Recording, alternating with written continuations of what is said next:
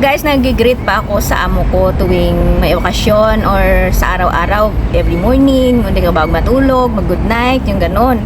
Yun yung gustong malaman ng ating sisi, ng ating kabayan na papunta na dito sa Hong Kong para may idea din daw siya. So, mag-share tayo ng ating experience pagdating sa ganyang bagay. Ako kasi, nakatatlong amo na ako dito sa Hong Kong.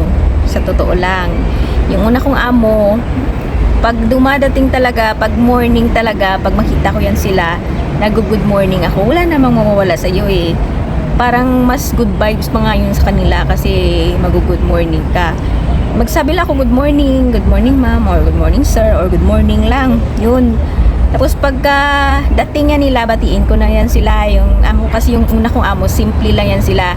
Pagbukas ko ng pinto, mag-hello lang ako yan pag pasok nila. Tapos pagkagabi, depende. May time na nag-good night ako, may time na nung una ko pa lang sa kanila nag-good night ako. Nung una katagalan na no need na hindi na ako nag-good night.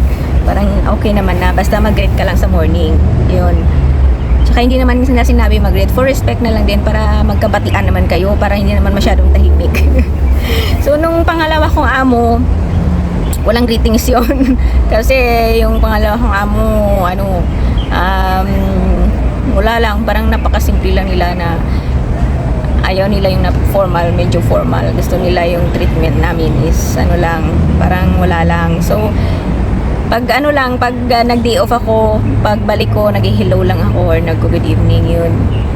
Pero pag matulog, hindi na ako nag-good night. Nagpapaalam na ako, matutulog na ako kasi minsan gising pa yan kasi sila eh. Yung pangatlo ko ng mga among ito ngayon, yung amo ko na lang babae, dinigreet ko. Kasi siya yung naunang magising.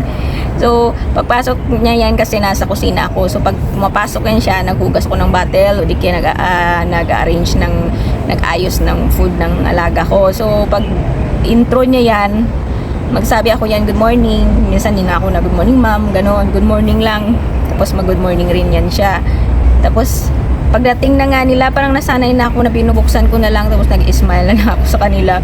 Tapos pag sa gabi, hindi na ako nag-good night. Kasi nauna yan sila matulog din sa akin. Tapos, yung alaga ko minsan nagsasabi, good night, Cheche, nag-good night ako. Pero yung sa amo ko, hindi na ako nag-good night. Parang din kasi, napaka-formal na masyado, pati good night. Depende sa amo, may amo na gustong-gusto nila silang mauna. So, kung mauna sila, kailangan mag-good night ka rin. So, depende. Kasi mas gusto din ng ibang amo na polite ka na helper nila. Pag may okasyon naman, tulad niyan, Chinese New Year, nag-greet talaga yan. Kailangan mo mag-greet. Pwede namang hindi, pero for respect sa kanila, tsaka for yung pag-celebrate ng Chinese New Year, kasi yan yung pinaka-New Year talaga nila, kasi may sarili silang New Year. Kasi nagbibigay din yan sila ng ampaw, ng pera. So, mas malaki siguro makukuha mo pag mag-greet ka, o diba? Hindi, mag-greet ka talaga yan, kasi good luck wish yan nila. Good luck yan para sa kanila. Good luck wish mo na pag binigyan kanila ng red packet, wini-wish kanila ng good luck, yung ganon. Tsaka marami yan silang mga tradisyon na ginagawa. And pag Christmas, nag-greet din. Nag-greet na ako kasi pag Christmas eh. Yung New Year na normal na New Year na atin, yung January 1, nag-greet din ako. Pero yung kahapon, Valentine's Day kahapon, hindi na ako nag-greet.